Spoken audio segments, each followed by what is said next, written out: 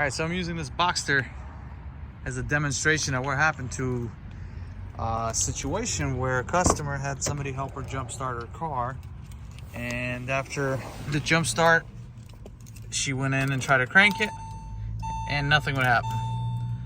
So basically, the whole car was dead.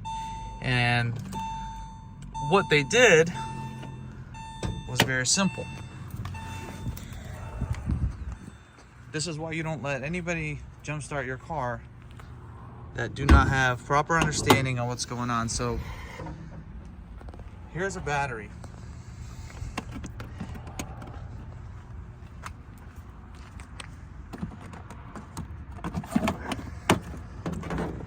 You see the negative cable is on the right, which is right here. Positive cable is on the left. Now the red is tape that I actually installed on the wire, but as you can see, Porsche cables that are positive are not red. Of course, you can tell by which one it is just reading the battery if it's positive or negative. And of course, if it goes to the ground terminal, well, they failed to check that. So what happened was, whoever helped her, and it was actually a guy, so this is like a really dumb thing to do if you're not that this can't happen to somebody, but if you're gonna help somebody out to try to jumpstart their car, know your negatives and positives. Don't just hook up cables because you think you know everything and you've done it before, because this is what assumption does. So she blew her whole electrical system. So let me go and explain what happened. Long story short,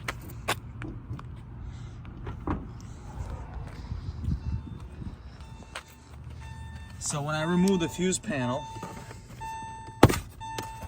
I found a bunch of fuses blown. Okay, so whenever you do that, you shock the whole system, and you can pretty much blow everything. Relays, main computer. So what we end up doing is actually replacing the main computer and a bunch of other little things. There's too many to list, but the car wasn't starting. So now if we get in, cranks right up. We didn't have fuel pump activation. We had the ECU fuse blown. I mean, everything you can think of was not working on this car. Now, the reason why I found out that this was a blown system and it was positive and negative wires being flipped, basically reverse polarity, was because I ended up finding all these different areas that were shorted. Sometimes the alternator wires will get shorted. And I called this customer up and I'm like, hey, look what happened. She's like, no, well, ever since I picked it up from your shop when we did a starter on it, a couple weeks later, it blew up. Like basically the whole car, the electrical system, the fuses. Well, what she failed to tell me is when she had it towed here to get the starter done, she tried to jump start it, and that's when she blew her electronics in the vehicle. So when we installed the starter, they were still functioning and not fully dead. So the starter was the problem originally. She had somebody jump it, mess the electronics up like the main computer. So the main computer is actually located in this area right here. You pull that back and there it is.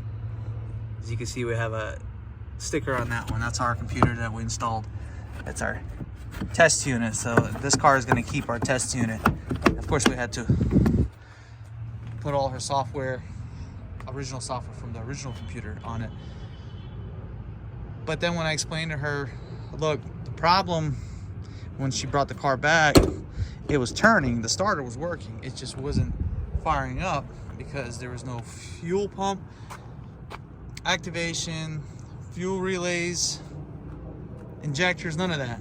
So now everything's working. So it seemed like, oh, it's the same problem, the car's not starting. Well, before she would just turn it on like this and it would just click.